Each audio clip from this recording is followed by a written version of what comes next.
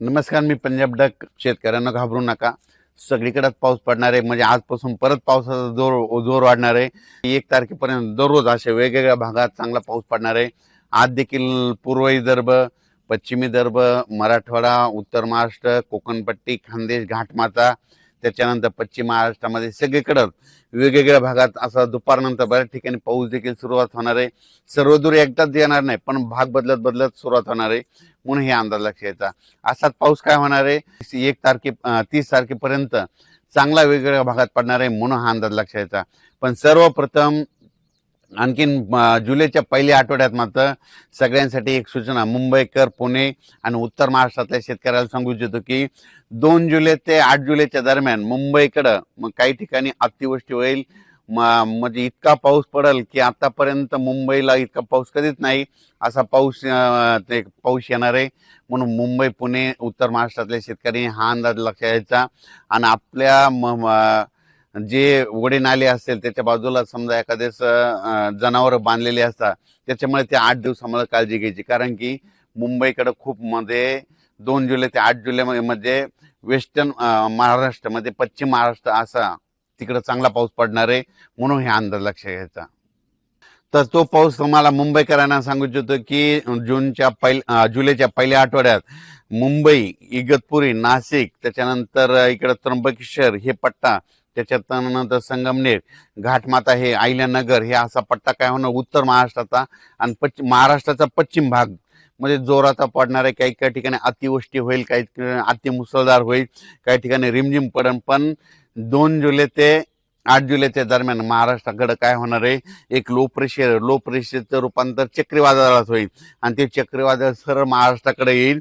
आणि त्याच्यामुळे महाराष्ट्राकडे मग काय होणार आहे, महाराष्ट्रामध्ये ठिकठिकाणी म्हणजे जुलैच्या पहिल्या आठवड्यात मुसळधार पाऊस पडणार आहे. म्हणून हा अंदाज लक्षात घ्यायचा. आणि शेतकऱ्याला सांगू इच्छितो की सर्वप्रथम आनंदाची बातमी, मी म्हटलं ना दुष्काळ वगैरे पडणार नाही, तर तुम्हाला सांगू इच्छितो मुंबईकडे, उत्तर महाराष्ट्राकडे, त्र्यंबकेश्वरकडे, नाशिककडे, इकडे संगमनेर पट्ट्यात, इगतपुरी भागात, इकडे घाटमाथ्यावर जो पाऊस पडला तर निळवंडे धरण आहे त्याच्यामध्ये पाणी येणार.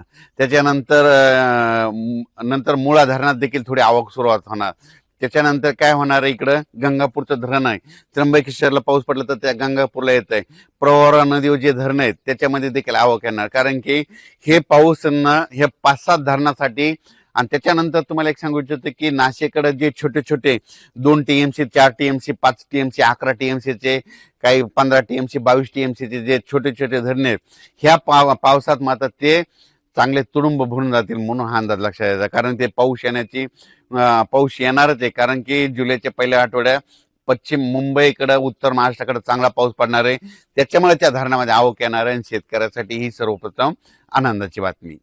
तर जुलैच्या पहिल्या आठवड्यात, आता तर हे पाऊस पडणार आहे 30 जून पर्यंत, पण जुलैच्या पहिल्या आठवड्यात मुंबई, त्र्यंबकेश्वर, नाशिक, त्याच्यानंतर अहिल्यानगर, संभाजीनगर, संगमनेर पट्टा, घाटमाता, पुणे ह्या परिसरात मुसळधार पाऊस पडणार आहे. त्याच्यामुळं हे तिकडला प्रश्न मिटल.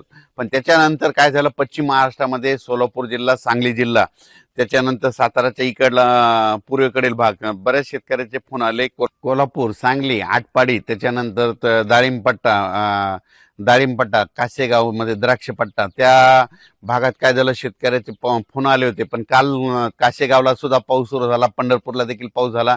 आणि सोलापूर जिल्ह्यातले सांगू इच्छितो की सोलापूरकडे देखील पाऊस येणार आहे. पहिल्यापासूनच मी म्हणतो जून मध्ये पाऊस कमी पडणार, जुलैला जास्त पडणार, ऑगस्टला 2 पाऊस मोठे राहतील आणि सप्टेंबर, ऑक्टोबर परतीचा पाऊस धुमाकूळ घालील. म्हणून हे अंदाज लक्षात.